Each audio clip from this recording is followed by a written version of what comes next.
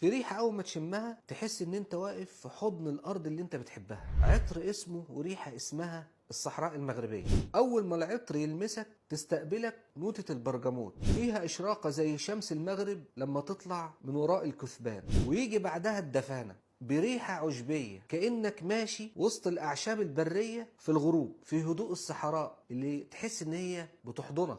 قلب العطر تلاقي فيه عود، بس ده مش أي عود، ده عمق الأصالة والجذور اللي ما بتتهزش. ويجي العنبر الأبيض دافئ وناعم، تحس كده وانت بترشه وتحس بيه كأنه بيحضنك زي حضن الأم. ومعاه إكليل الجبل وبرائحته النقية زي هواء جبال الأطلس بالظبط، قوي ونضيف وصافي. قاعدة العطر ده هتلاقي فيه جلود ومسك ونجيل الهند. هنا الرحلة تبدأ بقى إيه؟ في تثبيت العطر. ريحة الجلود بتحسسك بالقوة والفخامة، ومع المسك الريحة اللي فيها نقاء وسكينة، وفي الآخر نجيل الهند اللي انت تشم فيها رائحة كده فيها الحشائش الجميلة. خطير، كأنك ماشي في طريق في صحراء زي ما قلنا الصحراء المغربية، كأنك شامم بعض الأعشاب. الصحراء المغربية مش بس عطر، ده حكاية وطن كبيرة جدا، ريحة تحس بيها وتفهمها من غير ما حد يشرح لك.